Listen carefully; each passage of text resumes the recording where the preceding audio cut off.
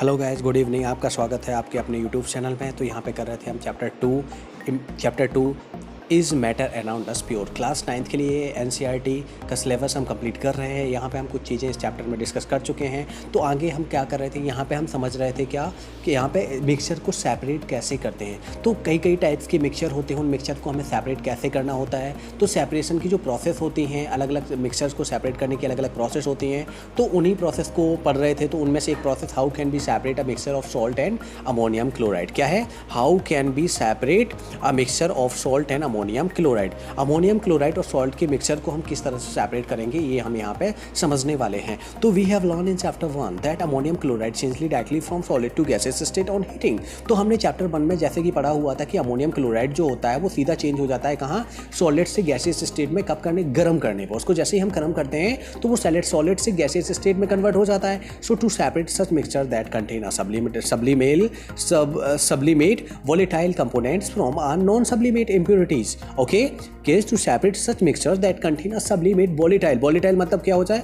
जो volatile हो जाता है मतलब वेपर बन के उड़ जाता है। components from a non-sublimate मतलब जो sublime नहीं होता है। impurity salt, in that case the sublimation process is used. कौन सा प्रोसेस यूज करेंगे यहाँ पे हम? सबलिमेशन। और सबलिमेशन प्रोसेस मैंने आपको बताया हुआ था कि सबलिमेशन प्रोसेस वो प्रोसेस होता है जिसमें सॉलिड कन्वर्ट हो जाता है सीधा किसमें? लिक्विड्स में, without changing in liquid, without solid सीधा कन्वर्ट हो जाता है गैसियस स्टेट में। सॉलिड किस में कन्वर्ट हो जाएगा? सीधा गैसियस स्टेट में, without converted into liquid state. वो लिक्विड स्टेट में चेंज नहीं होगा। सॉलिड है, जैसे ही हम उसको गर्म करेंगे, एवेपोरेट होने के लिए रख देंगे तो क्या हो जाएगा? वो सीधा गैसियस स्टेट में कन्वर्ट हो जाता है। यहाँ पे लिक्विड में कोई कन्वर्जन होता ही नहीं है। ये प्रोसेस क्या कहलाता है? सबलिमेशन। तो sublimation process is used to some example of solid with sublime are ammonium chloride, camphor, naphthalene and anthracene.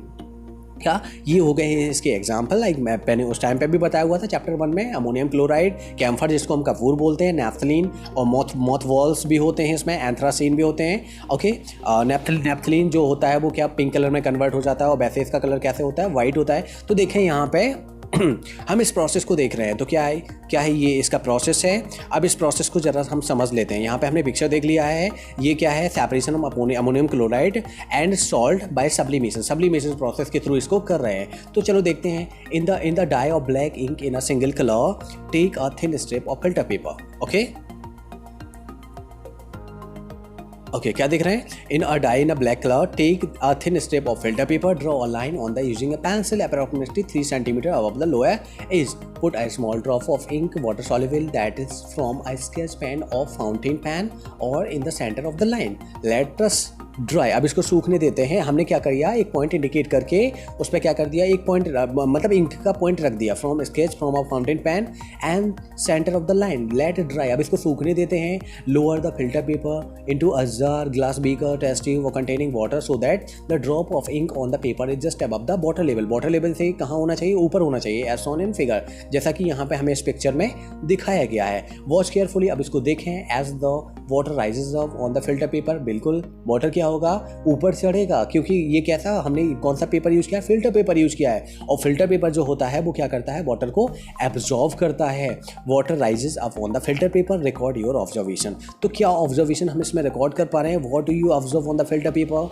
As the water rises on it, do you obtain different colors in the filter paper strip? What according to you can be the reason for the rise of the colored spot on the paper strip? तो इस जो process को कहा जाता है, क्या कहा जाता है? Chromatography.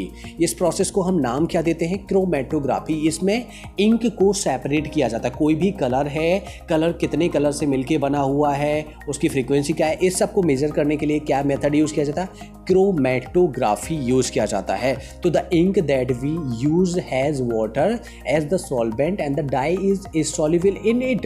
Okay, the ink that we use has water as the solvent. तो solvent क्या हो गया? water, and the dye is soluble in it. जो dye होता है, जो color होता है, वो क्या होता है? water soluble होता है, तो उसमें solve हो जाएगा। as the water rises on the filter paper, जैसे ही water filter paper पे चढ़ेगा, ऊपर चढ़ेगा, it takes along with the dye particles. Okay, किसके साथ साथ? dye मतलब जो color है उसके particles, ink है उसके particles के साथ। usually a dye is a mixture of two और मोर कलर्स। ये हमने पहले ही पढ़ा हुआ था अभी जस्ट कि डाई जो यानी जो कलर होते हैं, डाई होता है, इंक होता है, वो कई सारे कलर्स का मिक्सचर होता है। तो the colour component that is more soluble in water rises faster.